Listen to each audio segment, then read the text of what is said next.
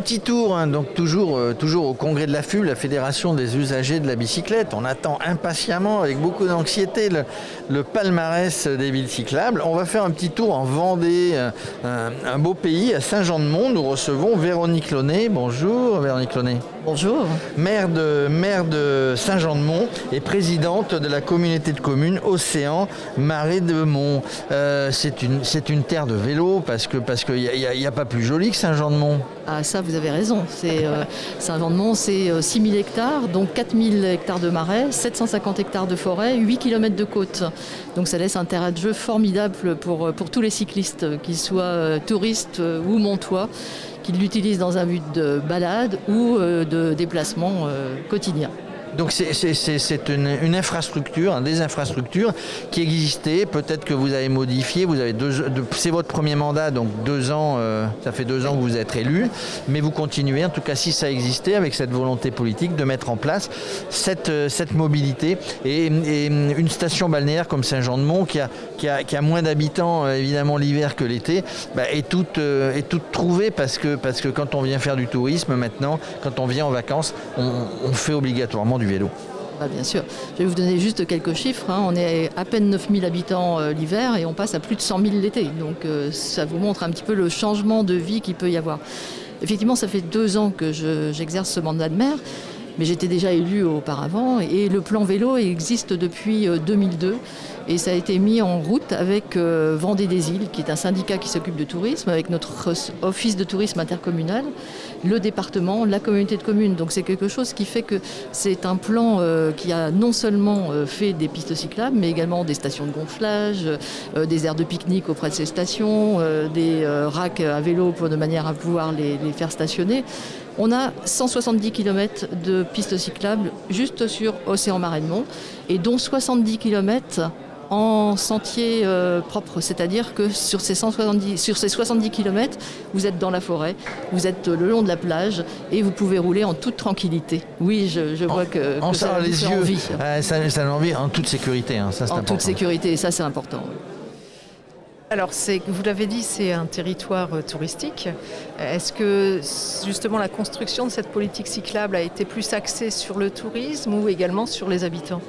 Alors oui, effectivement, au départ, ces circuits cyclables étaient faits pour les touristes. Mais de plus en plus, nous sommes en train de travailler ces liaisons, que ce soit entre ces tours cyclables, mais de manière à favoriser les déplacements domicile-travail, domicile-école, de manière à ce que ça devienne du quotidien. Et on le voit, hein, vous venez n'importe quand à Saint-Jean-de-Mont, vous allez sur les pistes et vous croisez sans arrêt des cyclistes, casques sur la tête, des sportifs, des non-sportifs. Ils sont utilisés de manière quotidienne et non seulement pendant la saison. Alors, il y a beaucoup de forêts, il y a également l'île de Noirmoutier. Cet environnement, il favorise finalement l'envie de faire du vélo.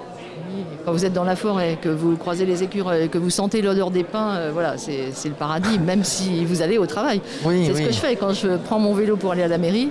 J'ai le choix d'aller soit dans la forêt, soit par la mer. Donc, vous voyez, c'est pas... Alors ça, c'est la question indiscrète que j'allais... Vous m'avez précédé. C'est la question indiscrète. Est-ce que vous faites du vélo? Est-ce que vous allez à la mairie à vélo? Vous m'avez répondu. Alors, tous ces aménagements, il n'y a pas uniquement les aménagements de pistes cyclables, de voies, parce que ça se fait en intercommunalité, ça se fait avec le département, ça se fait avec la région. Il y a aussi tous les aménagements dont vous avez parlé auparavant, des stations de gonflage, etc.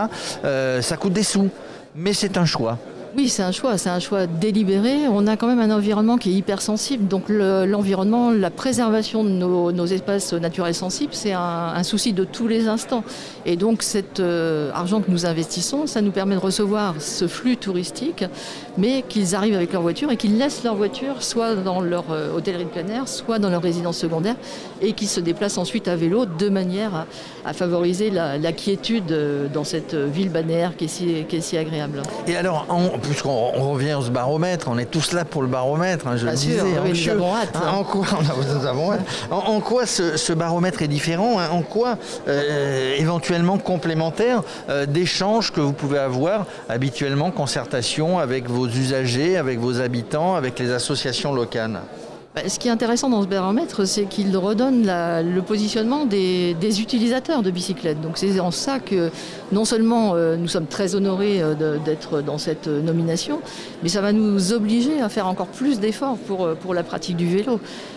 C'est une concertation que l'on mène au quotidien, que ce soit, par exemple, on a essayé de faire une zone de rencontre cet été sur une rue un peu passagère et un peu problématique, de manière à voir en concertation avec les habitants, avec les commerçants, avec les touristes, voir si ça a donné satisfaction ou non. Donc je pense que c'est quelque chose qui nous est toujours en tête, c'est de prendre le pouls des usagers, parce que c'est eux qui savent le mieux ce qui est bon pour la pratique de la bicyclette. Alors justement, comme vous êtes usager, est-ce que vous avez répondu en toute objectivité? Je rappelle, ce baromètre est ouvert à tout le monde sur Internet pendant 2 mois. Est-ce que vous avez répondu en toute objectivité sur les aménagements? Non, c'est pas possible. On ne peut pas être jugé parti. Voilà.